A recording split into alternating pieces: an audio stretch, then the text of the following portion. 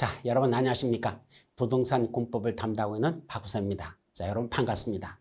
자, 이번 과목은 제가 맡고 있는 건 무슨 과목? 부동산 공법이라는 과목이 되겠습니다. 자, 2차 과목 중에서 가장 어렵다고 그러죠. 오죽하면 공포의 공법이라고 불릴 만큼 내용이 만만치 않습니다. 그러나 이것도 차근차근 준비해 나가면 어렵진 않습니다. 할 수 있습니다. 자, 다만 여러분들이 평상시 겪어보지 않은 그런 내용들입니다.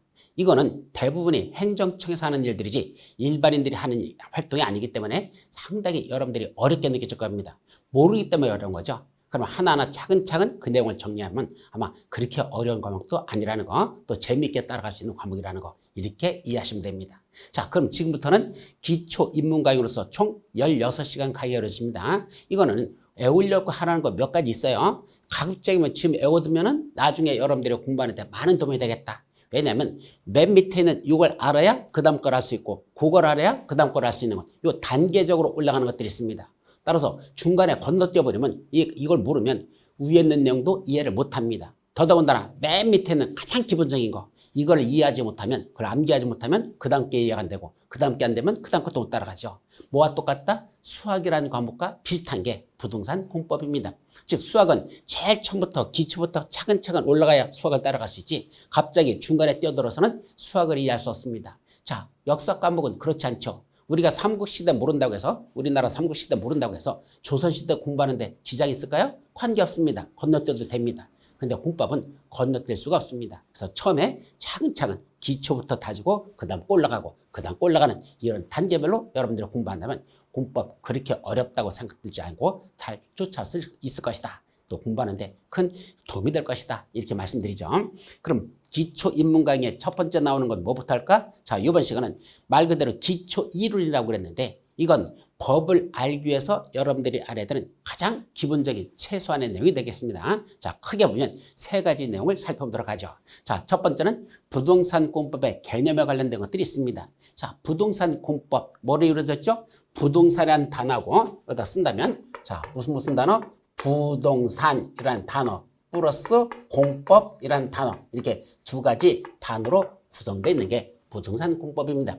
그럼 부동산이라고 하는 것 민법 시간에도 여러분들이 배우실 겁니다. 민법 제99조에 보면 부동산이란 뭘 말한다? 토지와 그 위에 있는 정착물, 토지 위에 고정되어 부착되어 있는 물건들, 이 토지하고 토지 위에 고정되어 부착되는 물건들을 합쳐서 뭐라 부른다? 그걸 부동산이라고 부르죠. 그럼 그 부동산과 관련돼 가지고 뭐 한단다? 공법이란다. 부동산과 관련된 공법 이 말이죠.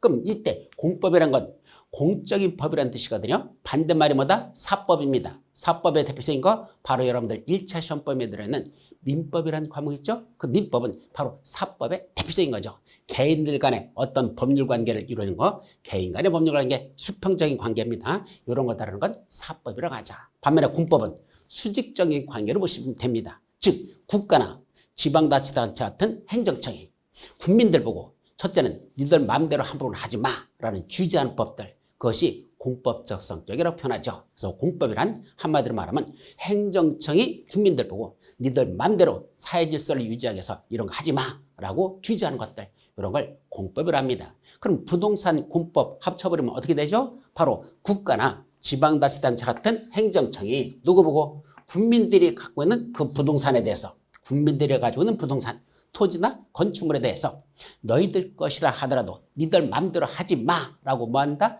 규제하는 법, 그 규제법을 우리가 뭐라 부른다? 부동산 공법이라고 하죠. 따라서 부동산 공법을 한마디로 말하시오. 자, 국가나 지방자치단체는 행정청이 누구 보고? 국민들 보고, 야, 니들 토지 구에다 함부로 개발하지 마, 건물 짓지 마, 이런 식으로 규제하는 내용들, 이거를 우리가 부동산 공법이라고 합니다. 그럼 공법적 특성은 또 뭐가 있더냐? 하지 마라는 말로 끝나지 않습니다. 하지 마 그랬는데 그에 따른 아무런 위반했을 때 처벌 규정이 없으면 어떻게 되죠? 그거 있으나 마나한 법이 되죠. 그래서 항상 공법에는 맨 뒤에 보면 뭐가 나온다? 벌칙 규정이 있습니다. 만약에 그걸 위반했다? 그럼 뭐 한다? 처벌하겠다. 하지 마. 이럴 때는 이것만 해 라고 규제했는데 위반했습니까? 처벌 규정을 두고 있죠. 그게 바로 부동산 공법으로서 징역형이나 벌금형이나 또는 과태료 같은 이런 걸 부과하는 그런 내용이 들어있는 걸 한마디로 부동산 공법을 하자. 그럼 부동산 공법은 우리나라 법률의 총 개수 중에서 어느 정도 차지할까? 부동산 공법이라는 법률은 몇 개 정도 있을까? 그거는 약 법률은 우리나라에 1,500개가 조금 넘습니다. 법률의 총 개수가 약 1,500개가 약간 넘는데 그중에 10%인 약 150개 정도 이걸 부동산 공법이라고 불리우는 법률이 되겠습니다. 그럼 150개 되는 법률을 다 우리가 시험범위에 집어넣는다면 공부하겠습니까?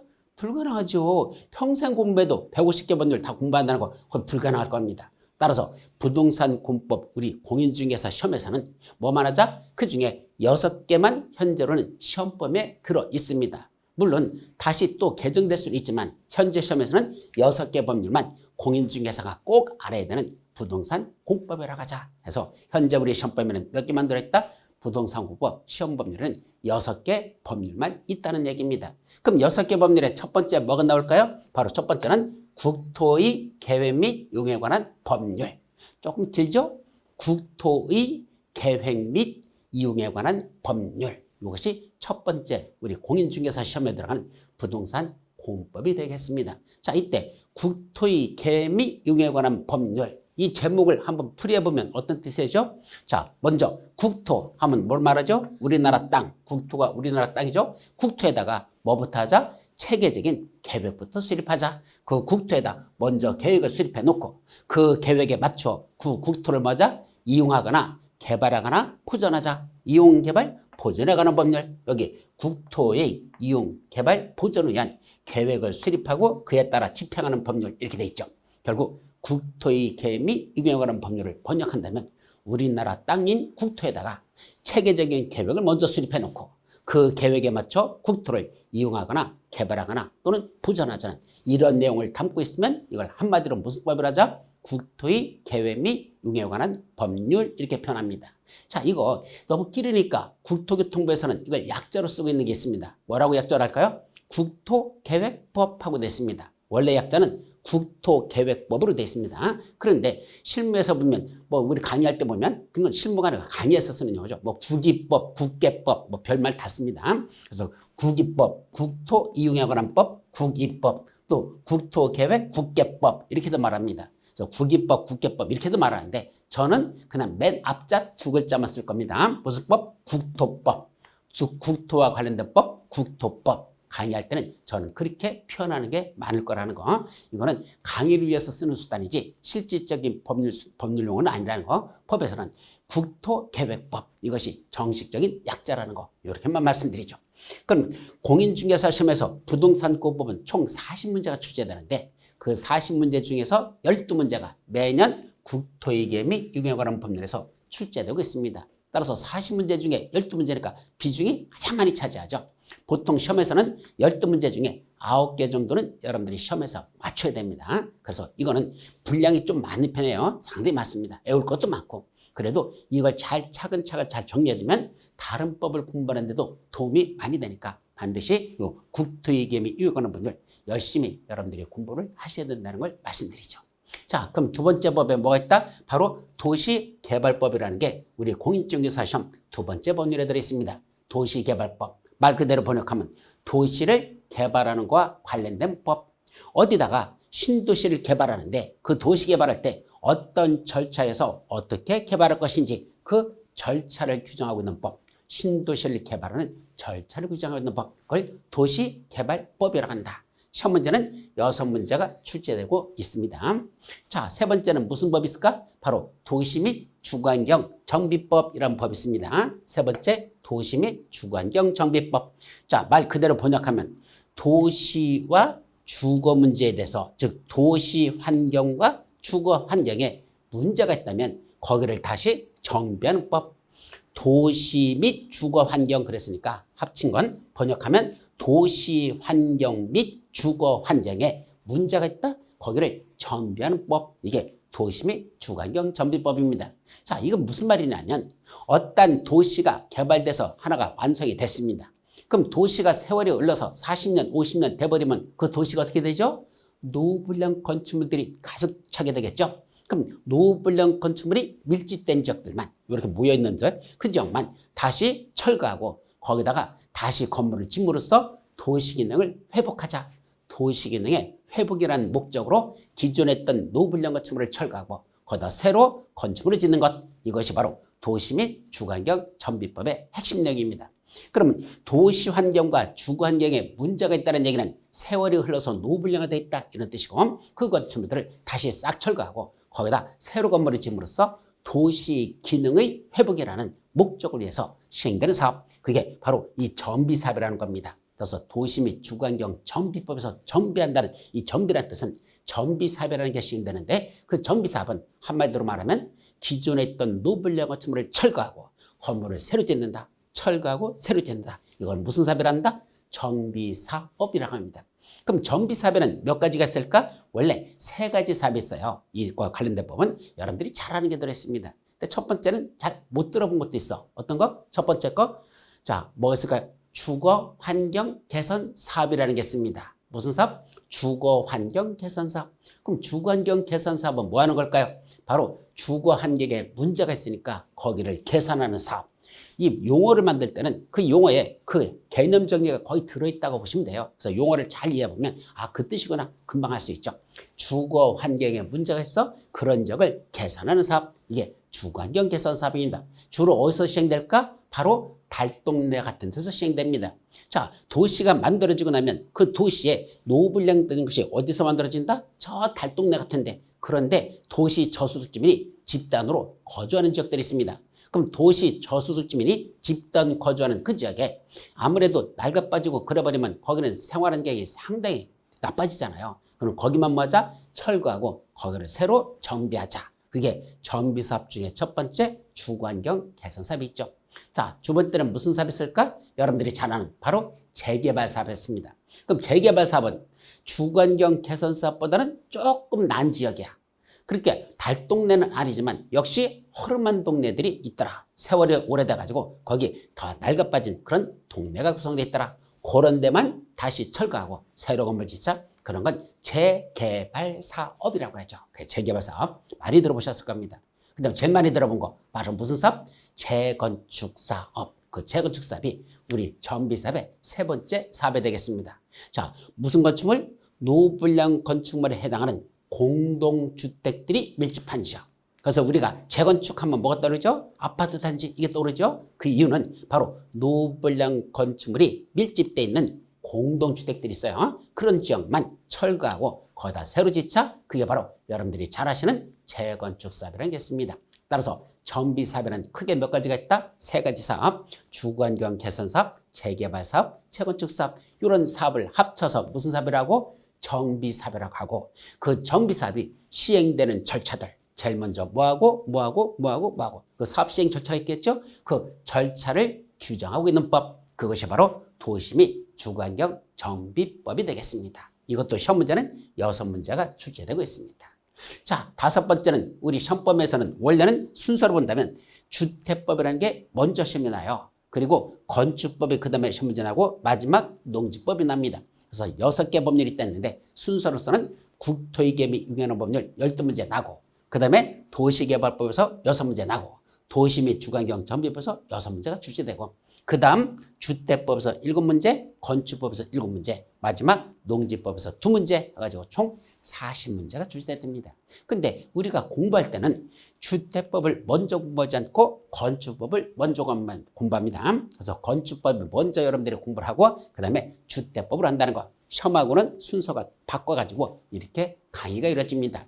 근데 오래전부터 그런 식으로 강의를 해왔죠. 왜 그러냐면 건축법을 먼저 알고 주택법 들어가는 게 공부하기가 더 편하기 때문에 건축법을 먼저 공부합니다. 자, 그럼 건축법이라는 건 말 그대로 뭐 하는 거죠? 건축물을 건축하는 것과 관련된 법이죠. 건축물 건축할 때 건축허가 받아라. 그때 건축물 지으려면 이렇게 해줘라 저렇게 해줘라. 그런 각종 건축과 관련된 규제법, 그것을 건축법이라고 하고 시험 문제는 7문제가 출제됩니다. 위에 했던 2개보다는 한 문제 더 출제돼요. 7문제가 출제됩니다. 그리고 다섯 번째로서는 그 건축물 중에서 특히 무슨 건축물? 주택과 관련된 거. 이런 주택을 새로 건설하고 그걸 공급하고 분양 같은 걸 하고 또 오래된 주택에 대해서 공동주택에 대해서는 리모델링하고 이런 것들이 다루고 있는 법, 그게 주택법입니다. 그래서 주택법에 가보면 주택을 건설하는데 조금 건설할 때는 주택법을 적용하지 않습니다. 그냥 무슨 법대로 하면 돼? 건축법대로 건축 허가받고 지으면 됩니다. 근데 주택을 짓는데 조금 짓는 게 아니라 집단적으로 많이 짓는데요. 이때 많다는 개념은 단독주택은 적어도 30호 이상 짓거나 공동주택으로서는 약 30세대 이상 짓는다면, 단독주택은 30호 이상, 공동주택은 30세대 이상 짓는다면 그때부터는 건축허가 받고 짓는 게 아니라 주택법상 사업계획 승인이라는 걸 받고 져라 라고 됐습니다. 그럼 건축법에서는 건축허가 받고 짓고 주택법에서는 사업계획 승인 받고 짓거든요. 서로 달라요 이게. 그럼 어떤 차이가 있다? 건축물 건축에 관해서는 원칙적으로 다 건축허가 받고 짓는 게 맞습니다. 건축물 건축한다? 원칙적으로는 건축허가 받으라. 물론 경미한 건 건축 신고만으로 짓는 경우도 있지만 원칙적으로는 건축허가 받고 지어야 됩니다. 그런데 그 건축물 중에서 특히 주택, 그 주택도 특히 많이 지을 때 아까 단독주택 30호 이상, 공동주택 원칙적으로 3세대 이상 짓는다면 그때부터는 건축허가 받는 게 아니라 주택법상 사업계획 승인을 받고 지어야 된다 이렇게 돼 있죠. 그래서 주택법에서 말하는 주택의 건설은 주택을 조금 짓는 것과 관련된 게 아니라 많이 지을 때 그때 건설과 관련된 게 주택법 적용을 받는 것이고, 또 건설된 주택에 대해서 제대로 공급하자. 여기 공급이란 말이 나오는데 수유와 공급할 때 수유는 사고자 하는 의사표시, 공급은 팔고자 하는 의사표시 이런 뜻이거든요. 근데 우리 부동산 공법에서 공법은 이 공급이라는 개념은 조금 달라요. 이때 말하는 공급이란, 공법에서 공급이라는 건 우리가 수유 공급할 때 공급하고는 비슷하지만 약간 다르게 뭐더냐, 바로 판다는 또는 빌려준다는 의미입니다. 즉 공급해놓고 공급은 다시 둘로 나눠지죠. 첫째, 돈 받고 팔겠다. 그거를 공급을 할 때는 그거는 분양의 뜻이 되는 것이고, 반대로 돈 받고 빌려주겠다. 그러면 그건 임대가 되는 겁니다. 따라서 부동산 공법에서 말하는 공급이라는 용어는 여기는 자, 돈 받고 파는 거 분양, 돈 받고 빌려주는 거 임대. 그 분양과 임대라는 걸 합쳐서 공급이라는 용어를 쓴다는 거 이렇게 정리하면 됩니다. 따라서 건설된 주택을 제대로 공급하자. 물론 임대도 있지만 대부분은 우리가 배우는 건 분양 쪽이죠. 따라서 건설된 주택을 제대로 분양하는 거, 그거 어떻게 제대로 분양할 것인지 그거와 관련된 내용들이 쭉 나옵니다. 자, 요 공급 내용에 들어가 보면 여러분들이 많이 들어봤던 분양가 상한제, 적용주택 뭐 이런 거 나오고 투기 과열지구 이런 용어들이 바로 요 공급과 관련된 내용에서 나오고 있습니다. 자, 그럼 제대로 건설해서 제대로 공급하자, 제대로 분양하자 이런 내용들이죠. 그 다음에 하나 더 있죠. 건물이 특히 공동주택이 세월이 흘러서 노화됐습니다. 자, 세월이 흘러가지고 건축물이 노화됐어. 그러면 그 아파트 단지 오래됐으면 아까 뭐 한다 그랬죠? 여기서 도시 및 주거환경 정비법에서는 재건축 사업이라는 걸 합니다. 그 기존에 있던 노후불량화된 건축물 철거하고 건물을 새로 짓자, 이것이 재건축 사업이죠. 반면에 반드시 공동주택을 또 노후불량화됐다고 반드시 철거하고 새로 짓는 것만 있을까? 아니야. 노후불량화됐는데 아직은 그래도 좀 쓸만해. 아직은 괜찮아. 그러나 낡아 빠졌으니까 우리 뭐 하자? 대손하거나 아니면 일부 증축하는 뭐를 하자? 리모델링을 하자라는 게 있습니다. 그럼 재건축하고 리모델링의 차이는 무엇일까? 재건축은 노후불량화된 공동주택을 중심으로 되는 걸 철거하고 거기다 새로 짓겠다는 건 그거는 재건축이고, 리모델링은 철거는 아니고 고쳐지차는 얘기죠. 리모델링, 다시 고쳐지차라는 이것이 바로 리모델링입니다. 그때 재건축에 관해서는 도시 및 주거환경 정비법이 적용되고 그 공동주택에 대한 리모델링에 관해서는 바로 주택법에서 그 내용을 규정하고 있습니다. 옛날에는요, 이 재건축에 관한 내용도 어디 있었더냐? 여기 주택법에 들어있었어요. 자, 공동주택을 지었는데 세월이 흘러서 오래돼가지고 노후불량화 됐다. 어떡할래? 첫째는 부시고 새로 짓자, 재건축을 하자. 아니, 고쳐 짓자, 리모델링 하자. 그래서 재건축과 리모델링을 요거다 같이 주택법에 들어있었는데 가만히 보니까 그 재건축이라는 내용은 철거하고 새로 짓는 거거든요. 그건 무슨 사업에 속한다? 정비사업에 속하는 내용이기 때문에 그거는 여기서 빼가지고 주택법에서 빼가지고 도시 및 주거환경 정비법에 재건축이라는 내용이 이쪽으로 들어간 겁니다. 따라서 여기에는 리모델링만 남아있고 여기 있던 재건축에 관한 건 요 도시 및 주거환경 정비법으로 옮겨갔다 이런 얘기입니다. 이런 시대적 배경을 여러분들이 조금 이해한다면 나중에 그 내용들에 다가보면 아, 그래서 이렇게 이 내용들이 들어있구나. 그 내용과 관련된 전반적인 걸 알려면 이런 시대적 배경을 알고 있다면 나중에 많은 도움이 될 겁니다. 자, 그럼 이렇게 좀 들어보시면 돼요. 자, 그럼 마지막으로 무슨 법이 있다? 농지법이라는 법이 있습니다. 그럼 농지법은 뭐 하자는 걸까? 자, 농지는 원칙적으로 아무나 소유하면 안 되도록 법이 만들어놨죠. 자, 왜냐하면 이 농지라는 건 자칫하면 투기 목적으로 악용될 수가 있어요. 무슨 말일까? 자, 우리가 어떤 지역을 개발한다 그러면 제일 먼저 어느 지역을 개발할까요? 가만히 보세요. 어디가 개발되는지. 주로 보면 평탄한 지역 같은 데가 개발이 됩니다. 근데 평탄한 지역에 가보면 대부분이 뭐로 돼 있다? 농경지로 조성돼 있죠. 그 농경지 있는 데를 까뭉개버리고 논이나 밭 있는 데를 메꾸거나 거기를 평탄 작업해가지고 거기다가 개발하는 게 이루어지는 게 대부분입니다. 그럼 농경지 값은 별로 비싸지 않거든요. 그죠? 농지값 얼마 되겠습니까? 근데 거기를 까뭉개고 새로 개발해가지고 한다면 땅값이 평당 10만 원 하던 게 평당 500만 원 이런 식으로 몇십 배가 폭등할 수가 있습니다. 그러다 보니까 돈 있는 사람들은 뭐 하면 되죠? 자, 어디가 개발될 것 같은지 이미 개발된 지역이 있는데 그 주변 지역, 더 추가적으로 개발할 만한 지역, 거기는 농경지 사놓고 기다리고 있으면 됩니다. 그러다 다시 거기가 개발이 이루어지면 나는 수십 배라는 차익을 남기는 대박을 터뜨릴 수 있죠. 사람들이 그런 경우에 다 마음을 갖고 있습니다. 그렇기 때문에 농경지는 농사 짓는 수단으로 쓰지 않고 투기 목적으로 악용된다면 돈 있는 사람들이 전부 다 주변에, 도시 주변에 있는 농경지를 거기다 투기를 해가지고 나중에 수익을 많이 올리는 그런 목적으로 악용될 수 있다는 얘기입니다. 그래서 농지는 함부로 소유하지 못하도록 법에서 규정하고 있는 거죠. 바로 그게 농지법에서 첫 번째 나오는 게 농지 소유하는 얘기입니다. 그래서 농지는 원칙적으로 농업 경영에 이용하거나 이용할 자가 아니면 소유할 수 없다. 농업 경영에 이용하는 자만 농지를 소유하래요. 그럼 농업 경영이란 말이 무슨 말이죠? 농업인 또는 농업법인이 자기의 계산과 책임으로 농업을 영위하는 것. 이걸 농업 경영이라 하는데 말이 좀 어렵죠? 쉽게 말하면 내가 농사 질 사람, 내가 농사 지려고 하는 그런 사람들만 농지를 소유하랍니다.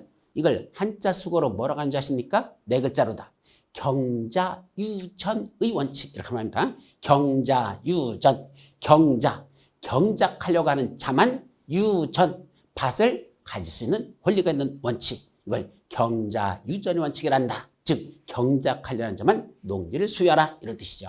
즉 농사 지려고 하는 사람들만 농지를 소유해야 되지 그런 투기 목적으로는 소유해서는 안 된다. 이것이 농지법의 바로 근간을 이루고 있는 내용입니다. 그래서 농지를 함부로 소유하지 못하도록 농지 규제하는 게 있죠. 특히 농지 같은 걸 취득할 때는 일반적인 부동산 거래하고는 조금 성격이 다릅니다. 자, 일반적인 건물이나 주택 같은 걸 매매계약 체결할 때는 매매계약서 쓴 다음에 그 계약서 들고 가가지고 소유권 등기하러 가면 되는 겁니다. 근데 농지는 매매계약서만 갖고는 농지 소유권 등기 못하는 것이 원칙입니다. 그럼 하나가 더 추가적으로 가지고 가야 됩니다. 바로 뭐랑 했다? 농지 취득 자격 증명이라는 게 있습니다. 농지 취득 자격 증명, 줄여서 농취증이라고 하죠. 그 농취증이라는 걸 발급을 받아서 그걸 첨부해서 그 매매계약서에다 첨부해가지고 소유권 등기를 신청해야 원칙적으로 등기를 할 수 있지, 소유권을 취득할 수 있지. 그냥 매매계약서만 갖고는 등기를 받아주지 않는 게 원칙이다 이런 얘기입니다. 바로 농지를 취득할 때는 농지 취득 자격 증명도 발급을 받아야 되는 것이 원칙이라는 얘기죠. 이와 같이 농지 취득은 함부로 못하도록 법에서 규제하고 있다는 얘기입니다. 그럼 농지 소유만 있을까? 아니야. 농지를 제대로 이용하기 위한 수단이 또 몇 가지가 더 들어있습니다. 농지 이용하는 거. 또 하나 마지막으로 농지를 보존하자. 예, 갈수록 농지라는 이거는 우리 식량을 생산하는 게 바로 농지 아닙니까? 그럼 농지가 자꾸 까뭉개지고 없어지면 없어질수록 농지에서 나오는 그 우리 식량이라는 게 부족할 수 있죠. 근데 식량은 그럼 외국에서 수입해 오면 되잖아. 될까? 아니에요. 식량은 식량 안보란 말이 있죠. 다시 말하면 식량이 우리나라에서 생산되는 게 부족해버리면 뭐 할 수 있다? 나중에 심각한 문제가 생길 수 있습니다. 자, 지금은 쌀이나 그 밖에 각종 곡물이 가격이 싸가지고 외국에서 수입해 올 수 있지만 만약에 우리나라에서 그런 쌀 같은 걸 하나도 생산 안 해버리면 전부 다 100% 수입한다고 가정해보죠. 그러면 수출하는 나라가 우리나라한테 팔을 때 싸게 팔을까 비싸게 팔을까? 비싸게 받을 수 있죠. 그 다국적 기업이 우리한테 비싸게 공급합니다. 왜요? 어차피 니들 먹고 살아야 되잖아. 한번 3일만 굶어봐. 눈 돌아가지. 니들 버틸 수 있어? 못 버티지. 그러니까 파는 대로 그냥 값 부르는 대로 값이 올릴 수 있습니다. 식량이 생산하지 못하는 나라는 국가 안보가 자체가 흔들릴 수 있더라. 따라서 최소한의 식량은 생산할 수 있는 양이 돼야 되지. 농지를 다 까뭉개고 개발해버리면 우리나라에서 식량이 생산할 수 없다면 심각한 문제가 부딪힐 수 있죠. 그래서 농지를 제대로 보존하는 그런 문제들을 안고 있습니다. 최소한의 우리가 농사를 지어서 생산을 해야 우리가 나중에 그런 심각한 문제에 봉착하지 않을 수 있다 이 뜻이죠. 그래서 농지를 수요하는 거 함부로 하지 말라. 그 이용하는 방법 이런 식으로 알아. 세 번째, 농지는 함부로 훼손하지 못하도록 보존하는 방법들 그런 것들을 다루고 있는 게 바로 농지법이고 시험 문제는 두 문제밖에 출제되지 않습니다. 자, 여기까지가 뭐가 하는 거? 부동산 공법에 관한 이런 기본적인 내용이죠. 자, 요거 지금 설명했던 거 한 번 다시 쭉 정리해 볼까요? 자, 부동산 공법을 한마디로 말하시오.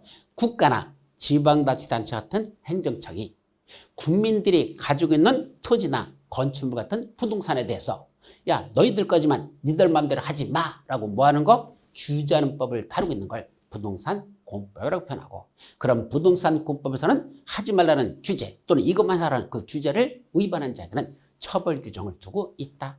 그럼 우리나라에서 부동산 공법으로 불리우는 법률은 몇 개 정도 존재할까? 총 법률은 1,500개 정도 되는 법률이 존재하는데 그중에 부동산 공법으로 불릴 수 있는 건 약 150개 정도가 현재 존재한다.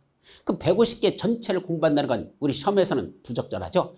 그렇게 다 볼 필요도 없고, 그래서 공인중개사가 중개업을 하면서 알아야 될 최소한의 부동산 공법 몇 개만 보자. 6개만 공인중개사 시험법에서는 법률에 넣어놓고 있습니다. 그 6개 법률의 제목들을 한번 보도록 하죠. 첫 번째, 국토의 계획 및 운영에 관한 법률. 국토에다가 체계적인 계획을 수립해놓고 그 계획에 맞춰 국토를 이용하거나 개발하거나 보존하는 이런 내용들을 다루고 있는 걸 국토의 계획 및 운영에 관한 법률 12문제가 출제되고, 두 번째, 신도시를 만들자. 그럼 도시를 개발하려면 어떤 절차에서 그렇게 도시를 개발할 건지 그 도시개발 절차를 다루고 있는 법, 바로 도시개발법. 시험 문제는 6문제가 출제됩니다. 자, 세 번째는 그렇게 만들어진 도시가 세월이 흘러가지고 노후불량화 됐습니다. 자, 건물들이 낡아빠졌죠? 도시 기능을 제대로 수행하지 못합니다. 기존 건축물들 철거하고 거기다 건물 새로 짓자. 그래서 도시 환경과 주거 환경에 문제가 있는 그런 건축물들을 철거하고 새로 짓는 것, 그걸 정비사업이라고 하고, 그런 정비사업 시행과 관련된 법, 주거 환경과 도시 환경에 문제가 있어서 기존 건축물들 철거하고 건물을 새로 짓는 정비사업과 관련된 법률, 바로 도시 및 주거환경 정비법 있고, 이거는 시험 문제 6문제가 출제됩니다. 자, 그럼 건축물을 짓자 그러려면 그 건축물 짓는 걸 함부로 건축하지 못하도록 규제하는 법이 필요한데 그걸 무슨 법이라 한다? 건축법이라고 그러고, 그 건축을 함부로 못하게 규제하는 건축법에 관련된 내용, 여기서 7문제가 출제됩니다.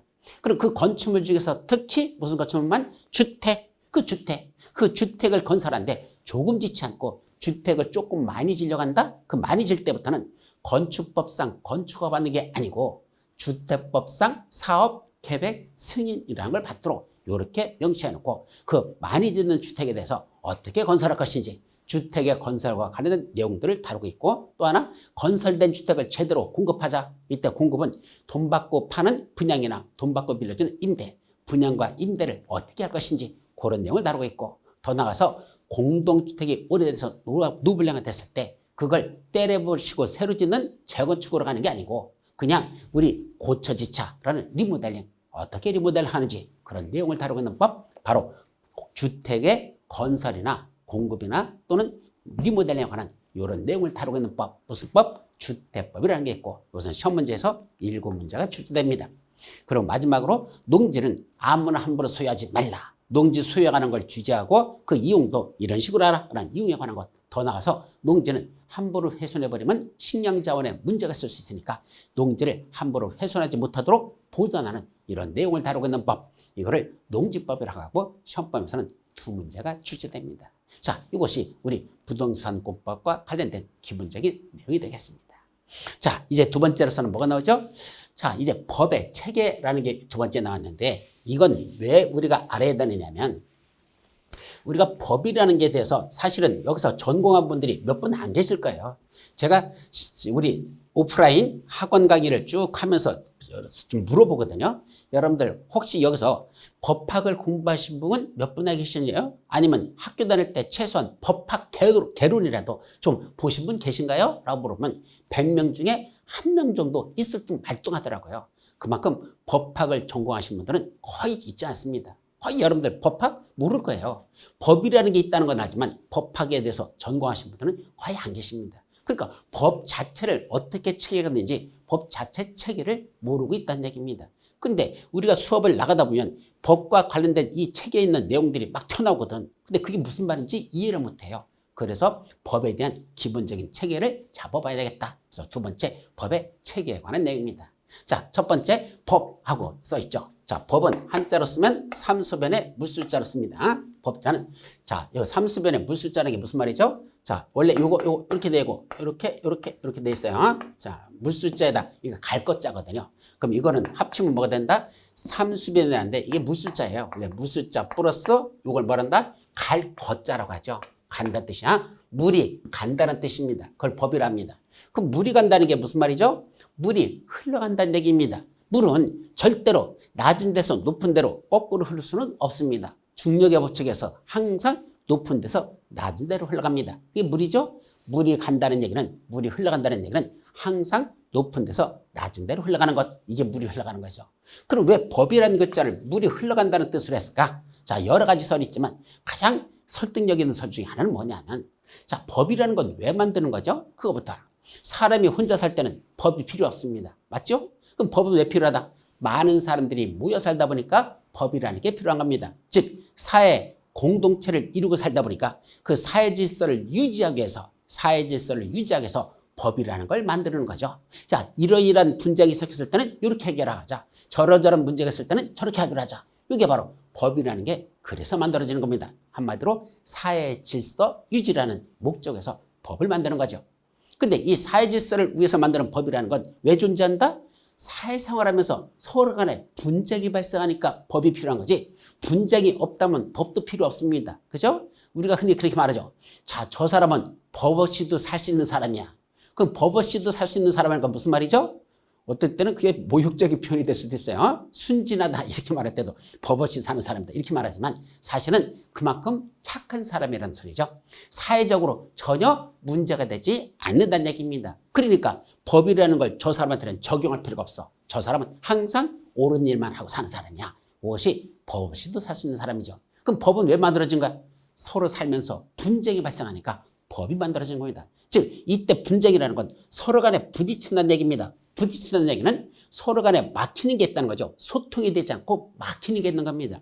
그럼 막히는 걸 뭐한다? 뚫어주는 거. 그것이 바로 법입니다. 서로 간에 분쟁이 발생했을 때 그때는 우리 법이라는 걸 만들어서 요러요러한 분쟁이 발생할 때는 이렇게 해결하기로 하자. 저런저런 분쟁이 있을 때는 저렇게 해결하자. 이게 법이거든요. 그래서 법은 바로 그 막힌 걸 뚫어주는 역할을 하는 게 바로 법이라는 얘기입니다. 그래서 서로 간에 분쟁이 봤을 때 그걸 소통시켜주는 거, 그걸 뚫어주는 거. 그래서 물은 항상 높은 데서 낮은 데로 흐르죠. 원활하게 순리대로 풀어준다. 그냥 풀어주는 게 아니라 순리대로 풀어준다. 물이 흘러가듯이 부드럽게 순리대로 풀어주는 것. 그 역할을 하는 게 바로 뭐다? 법이라는 얘기입니다. 그래서 법은 물이 순리대로 흘러가는 그런 역할을 하는 것. 이게 법이라 이렇게 말하는 사람들도 있습니다. 자, 그럼 이 법은 어떻게 나눠진다? 성문법이라는 법과 불문법이라는 법 두 가지로 나눠집니다. 이때 성문법이라는 건 저 성자는 이룰성자거든요.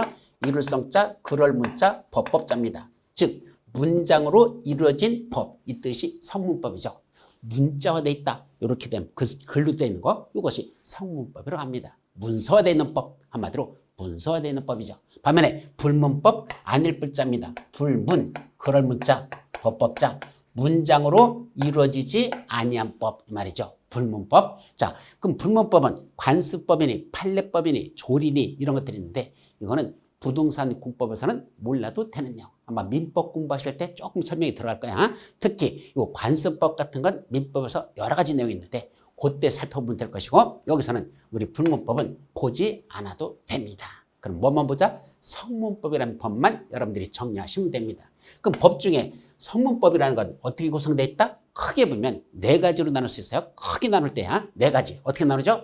성문법은 맨 위에 헌법이라는 법이 있고 그 다음에 법률이라는 법이 있고 명령이라는 법이 있고 조례라는 법이 있더라. 자, 성문화된 법에는 몇 가지가 있다? 네 가지가 있다. 헌법, 법률, 명령, 조례. 여기셔야 돼요. 기본적으로 이 정도는 헌법 있어요. 밑에 법률 있어요. 밑에 명령 있어요. 마지막 조례라는 게 있더라. 이렇게 네 가지가 있더라. 자, 그중에 헌법이라는 건 뭐죠? 여러분들 많이 들으셨죠? 바로 헌법은 성문화되어 있는 법 중에서 최상위법이라고 합니다. 헌법보다 더 높은 상위법은 없습니다. 헌법이 가장 높죠. 그 나라의 근간을 이루는 법, 그게 바로 헌법입니다. 헌법에는 뭐가 나오더냐? 국민의 기본권에 관한 내용들이 보장됩니다. 국민의 기본권에 관한 내용이 쭉 나오고, 동시에 우리나라를 다스리고 있는 국가기관들, 통치기구에 관한 내용들이 바로 헌법에 명시되어 있습니다.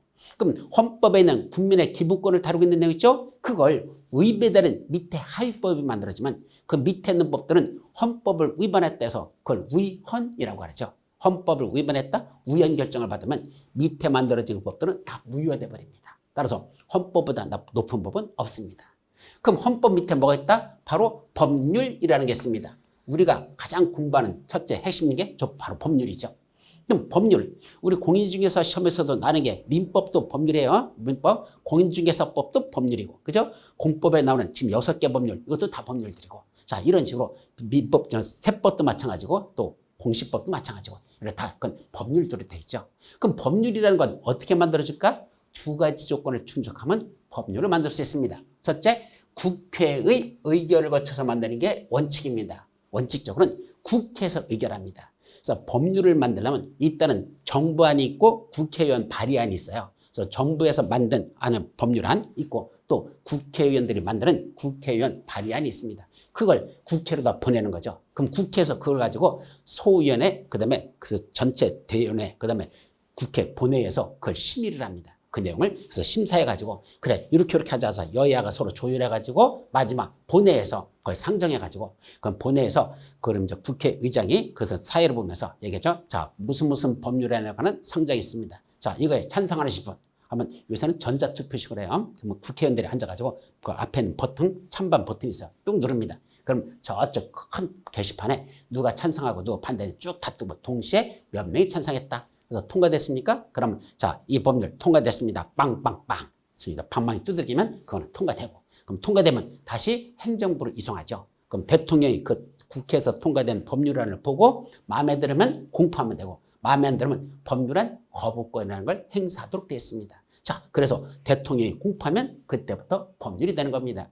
아직 공포하기 전까지는 법률이라고 부르지 않고 법률안이라고 합니다. 아직 확정되지 않은 하나의 안건에 지나지 않는다. 이게 법률안이라고 하죠. 그래서 대통령이 공포를 하면 그때부터 안자가 떼어지면서 법률이 되는 겁니다. 바로 국회 의결을 거쳐서 대통령이 공포하면 그때부터 뭐가 된다? 법률이라는 게 만들어진 것이다. 이렇게 이해하시면 돼요. 물론 언제부터 시행할 것인지는 즉시 시행도 있고 뭐 몇 개월 또는 1년 지나서 시행된다라고 부칙에서 그 경과 규정이라는 걸 둬가지고 시행 시기는 따로 정할 수도 있습니다. 그래서 여러분들이 혹시 실수하는 경우가 뭐겠냐면 자, 국회에서 의결돼서 대통령이 공포했대. 그럼 이번에 시험범위에 들어가는 줄 알고 그렇게 하는 경우가 있어. 아닌 경우도 있어요. 지금 공포했는데 우리 시험 본다는데 아직 6개월 남았어 시험 기간이. 그러면 지금 이거 시행되는 줄 알고 이걸 시험범위에 들어간다고 이거 공부하면 안 됩니다. 왜냐하면 맨 밑에 보면 부칙이라는 조항이 있고 그 부칙에 가보면 이 통과된 것 중에 몇 조는 즉시 시행하고 몇 조는 3개월에 시행하고 몇 조는 6개월에 시행하고 어떤 거는 이건 1년 후에 시행한다. 시행 시기를 따로 그렇게 부칙에서 경과 규정으로 두는 경우가 있습니다. 그럼 그것까지 여러분들이 다 확인하셔야 돼요. 그래서 지금 국회에서 통과돼가지고 대통령이 공포했다고 우리 시험범위에 바로 들어간다? 이러면 안 되고 부칙을 보시고 거기에 시행 시기가 명시되어 있으니까 이게 우리 시험 보는 날 당일 기준으로 그때까지 시행되는 거면 시험범위거든요.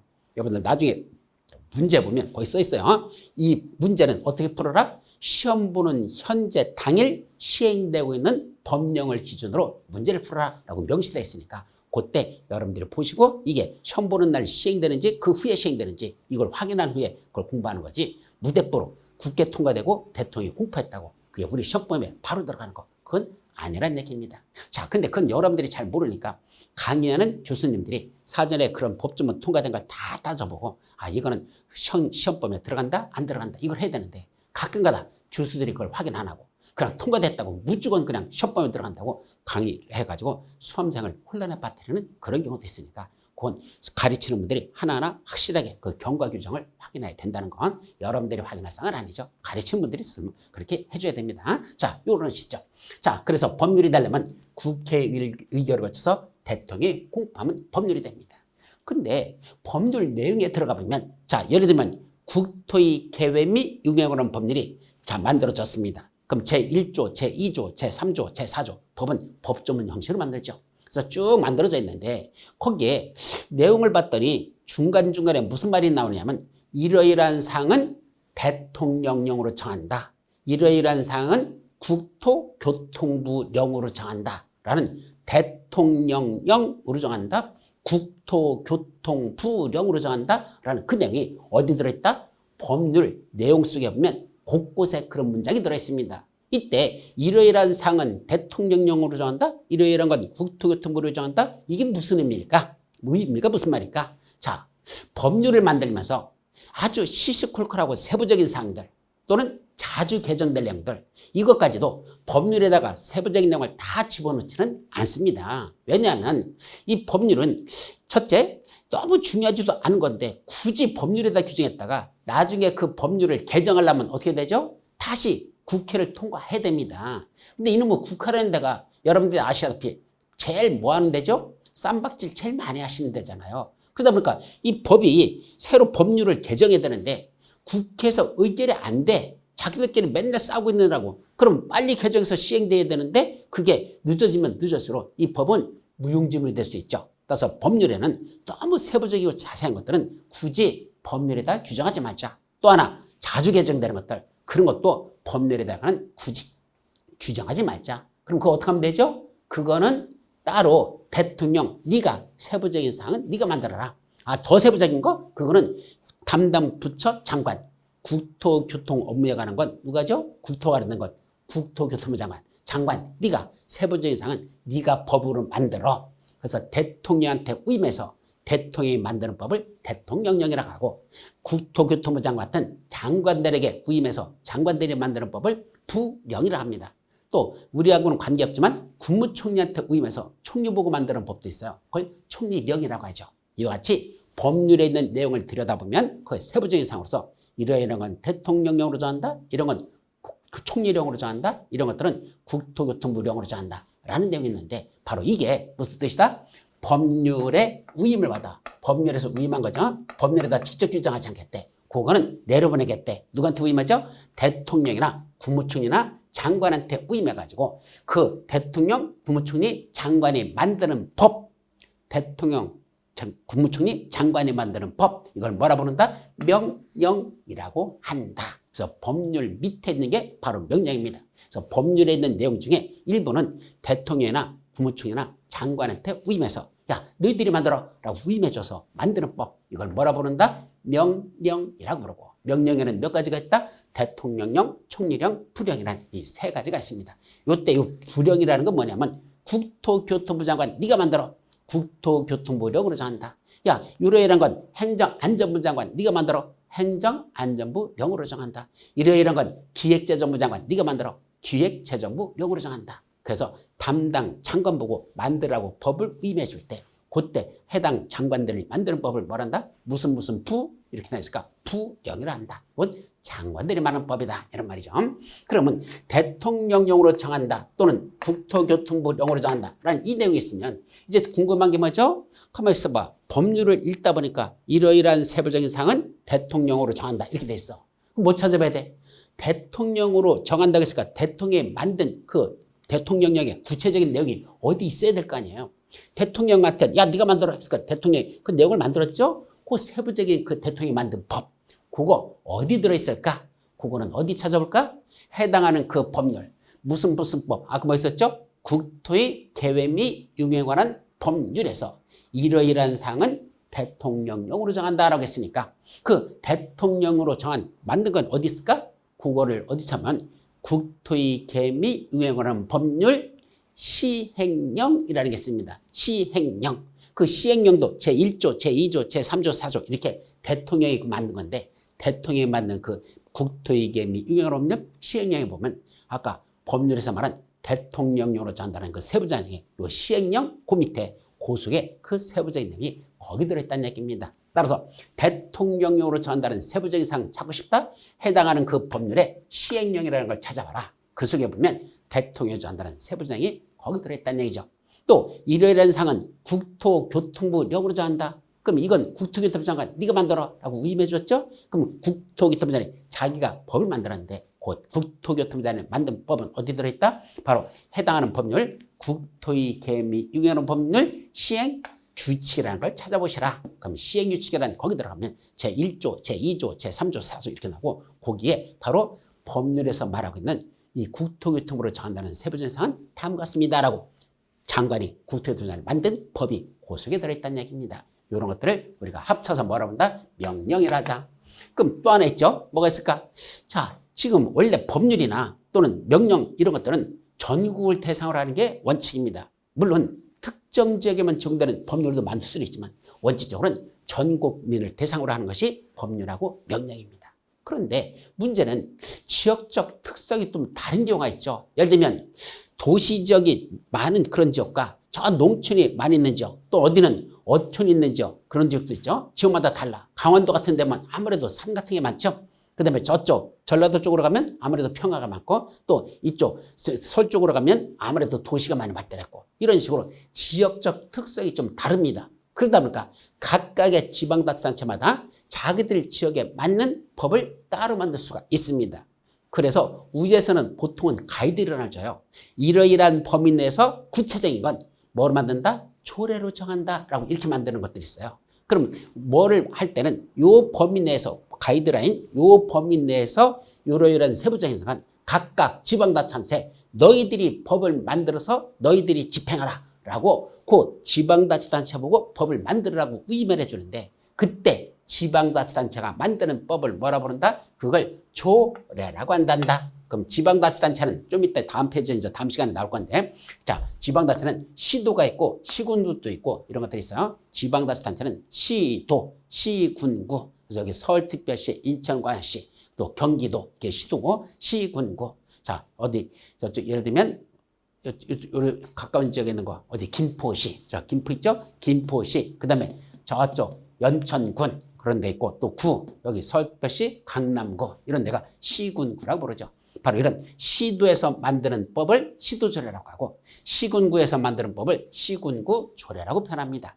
이와 같이 조례란 해당 지방자치단체에서 만드는 법을 말하고 이때 그 위에서 만드는 지방자치단체는 시도조례를 만들고 그 밑에 있는 시군구에서는 시군구 조례를 만드는데 이 조례라는 건 한마디로 지방자치단체가 만드는 법을 말하고 그 명칭에 따라서 이제 그건 계층에 따라 만든 거고 시도라는 데서 만든 거냐 시군구에서 만드냐 따라서 시도조례 시군구조례고 그 내용에 따라서 제목이 있습니다. 우리 제일 많이 나오는 게 도시군계획조례 건축조례 이런 말이 있어. 그래서 시도지사가 만드는 시도조례에는 도시군계획조례, 건축조례가 있고 물론 시군구에서도 도시군계획조례, 건축조례 같은 걸 만드는 경우가 있습니다. 이와 같이 조례 명칭에 따라서 도시군계획조례도 있고 건축조례도 있고 환경조례도 있고 여러 가지 조례 명칭들이 있을 수 있습니다. 어쨌든 조례 하면 뭐가 떠오른다? 지방자치단체가 만드는 법. 왜 필요하다? 각 자기 지방자치 특성에 맞도록 그때 자기들이 따로따로 만들 수 있습니다. 그래서 조례는요. 지방자치단체마다 똑같은 내용인데 다를 수 있다는 거. 여기서는 이렇게 정했는데 저 지역에서는 저렇게 돼 있다. 다르다는 얘기입니다. 그래서 공인중개사 하시면서 실수하는 게 뭐더냐?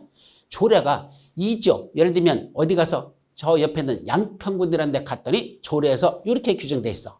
그랬더니 그 옆에 있는 남양주시에다가 그 조례를 적용하면 될까? 안 됩니다. 양평군에서는 이렇게 적용하라고 돼 있지만 남양주시에서는 다시 또 남양주시 조례가 따로 있고 거기서 똑같은 내용을 다르게 규정할 수 있습니다. 그래서 조례는 지역마다 다르게 규정될 수 있기 때문에 반드시 조례로 정한다 했을 때는 그 해당 조례를 찾아보셔야 되지 인접한 지역에 있는 조례를 끌어다가 함부로 적용하면 큰일 난다는 것. 그것이 조례의 특성이다 이 뜻입니다. 자, 이게 바로 여러분들이 정리할 내용들. 그럼 마지막 요 법의 체계에 대해서 간단하게 다시 정리하고 이번 시간 마무리하도록 하죠. 자, 먼저 법은 뭐로 나눠진다? 법은 크게 넓어야 법이라는 개념이 가장 넓은 개념이에요. 그리고 뭐가 제일 넓은 거야? 법이 가장 넓어요. 그 다음에 뭐 들었죠? 법률은 그 속에 들어있는 겁니다. 법이 더 넓은 개념이고 법의 일부 개념이 법률이죠. 그래서 법과 법률을 혼동하지 않도록 조심하시기 바랍니다. 그럼 제일 넓은 개념보다 법. 법은 성문법과 불문법으로 나눠진다. 그럼 성문법은 다시 헌법, 법률, 명령, 초래 네 가지로 나눠진다. 그중에 최상위법, 바로 성문법, 헌법이라는 게 있고 헌법 밑에 뭐가 있다? 법률이 있습니다. 그럼 법률이 되기 위해서는 국회의 의결을 거쳐서 대통령이 공포하면 그게 법률이 됩니다. 근데 법률 내용에 봤더니 이러이러한 사항은 대통령령으로 정한다. 이러이러한 사항은 국토교통부령으로 정한다. 라는 내용이 들어있고 이거는 법률에다가 세부적인 사항을 규정하지 않고 대통령이나 장관한테 위임하여 야 요런 세부장관 대통령 네가 만들어. 요런 세부장관 장관 네가 만들어. 그래서 대통령이나 장관들 보고 만들라고 위임되는 그 법이 있는데 그 장관이나 대통령이 만드는 법을 뭐라 부른다? 그걸 명령이라고 하자. 그래서 명령은 대통령이나 장관이 법률에 위임을 받아서 만든 법이다.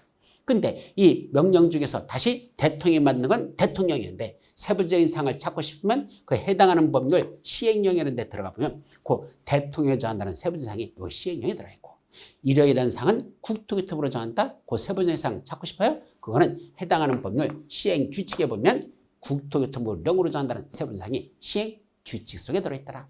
근데 이런 법률이나 명령은 원칙적으로 전국을 대상으로 한다. 근데 각각의 지방자치단체마다 자기 지역에만 적용되는 법을 필요로 하는데 그 해당 지방자치단체에서만 만든 법을 뭐라 부른다? 조례라고 한단다. 조례는 시도의사들이 만들면 시도조례고 시군구에서 만들면 시군구 조례라고 하고 그 명칭에 따라서 도시군계획조례 또는 건축조례라는 그런 명칭들이 붙는다. 그래서 조례라고 떠올리면 뭐가 붙는다? 아, 해당 지방자치단체에서만 적용되는 법이구나 라는 게 설명이 이해가 되셔야 됩니다. 아셨죠? 자, 여기까지가 법체계까지 살펴봤습니다. 자, 그럼 이제 다음 시간에 뭘 본단다? 바로 행정조직의 장체계도라는 게 있습니다. 이건 뭐에 관한 얘기냐면 이 법이라고 하는 건 우리가 지금 말한 부동산 공법이라는 건 규제법이라고 그랬죠. 누가 규제한다고? 국가나 지방자치단체 같은 행정청이 국민들 보고 너희들 거 함부로 하지 말라고 규제한다 그랬죠. 그러다 보니까 이 규제법에서 누가 규제하는지 그 말하는 행정조직에는 행정청이 도대체 누가 있는지 누가 규제하는지 이걸 잘 알아야 되지. 이 행정조직에 대해서 모르면요. 누가 한다는 소리인지 그게 이 사람이 저 사람 같고 저 사람이 이 사람 같고 헷갈려 버리면 공법 전체를 정리하는데 상당히 있습니다. 그래서 부동산법을 공부하려면 먼저 행정조직에는 누가 있고 이런 사람들이 어떻게 법에서 표시되는지 이걸 이해할 수 있어야지만 공법 공부하는데 빠르게 정리할 수 있지. 이걸 모르면 나중에 책 읽으면서 이 사람이 저 사람 같고 저 사람이 이 사람 같고 이 사람이 이 사람 같고 막 뒤집어지면 똥인지 된장인지 똥인지 구분이 안 돼버리면 공법 재미 하나도 없어집니다. 그래서 먼저 행정조직의 장체계도는 정확히 숙지하셔야 되고 정확한 내용들에 대해서는 우리 다음 시간에 살펴보도록 합니다. 자, 여러분 수고하셨습니다.